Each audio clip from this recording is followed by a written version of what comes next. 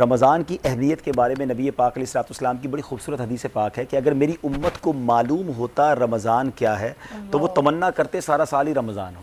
تو اسی سے سمجھ جائیں کہ رمضان کی اہمیت کیا ہے. مولا علی شیر خدا کرم اللہ تعالی وجہ الکریم ایک جگہ فرماتے ہیں کہ اگر اللہ کریم کو اس امت کو عذاب دینا ہوتا تو اس امت کو سورہ اخلاص اور رمضان عطا نہ فرماتا.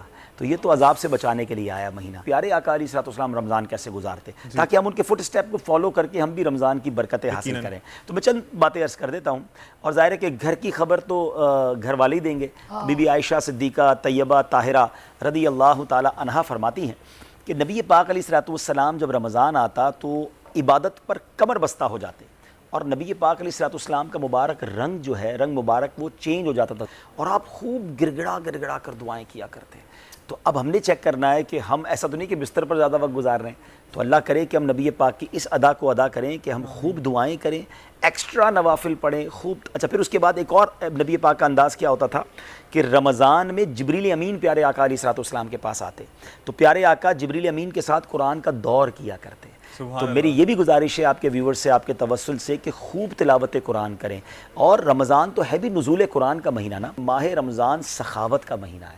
ہمیں اس میں خوب اللہ کی راہ میں خرچ کرنا ہے. غریبوں کی دیکھیں اس وقت جو ٹف ٹائم ہے, خاص طور پہ اگر میں پاکستان کی بات کروں تو جو مہنگائی نے مسلمانوں کی کمر توڑ کے رکھ دی ہے, لوگ بیچارے اب لگتا ہے کہ فروٹ کی دکان پر جا کر ریٹ پوچھ کر واپس آ جاتے ہوں گے.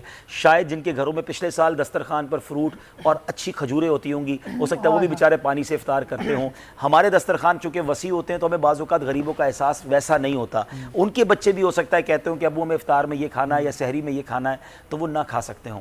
تو this is the time to help out. تو یہ سخاوت والا ہمارا عمل ہے نا, اللہ کرے کہ زکوٰۃ کے علاوہ بھی, زکوٰۃ تو پوری ادا کریں مگر اس کے علاوہ بھی اللہ کی راہ میں خوب خرچ کریں.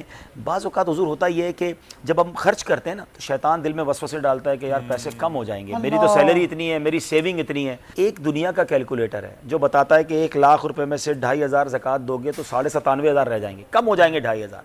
اور ایک رحمت کا کیلکولیٹر ہے, وہ ملٹیپلائی کر کے دیتا ہے اور وہ دنیا دیکھ رہی ہے. یعنی میں یہ صرف میرا ایکسپیرینس نہیں ہے, آپ کا بھی ایکسپیرینس ہوگا, شاہ صاحب کا بھی ہوگا.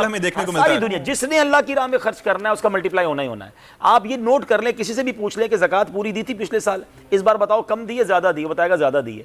تو زکوٰۃ زیادہ ہونے کا کیا مطلب ہے؟ پیسے زیادہ ہو گئے, ویلتھ زیادہ ہوئی نا. تو یہ ڈیفینیٹلی. اچھا نبی پاک کا ویسے تو ہر فرمان حق ہے, اس میں تو پیارے آقا علیہ الصلوۃ والسلام نے قسم اٹھائی ہے کہ میں اللہ کی قسم کھا کر کہتا ہوں اللہ کی راہ میں خرچ کرنے سے مال کم نہیں ہوتا. اور پھر اگر آپ کسی دکھیارے کی مدد کر رہے ہوتے ہیں نا اور جب اس کے دل سے دعا نکلتی ہے تو وہ تو بڑے بڑے مصیبتیں ٹال دیتی ہے, بڑے بیڑے پار لگا دیتی ہے. تو ہمیں اس مہینے میں حقوق العباد کا خیال بھی رکھنا ہے, اللہ کے بندوں کا خیال رکھنا ہے, سخاوت کرنی ہے.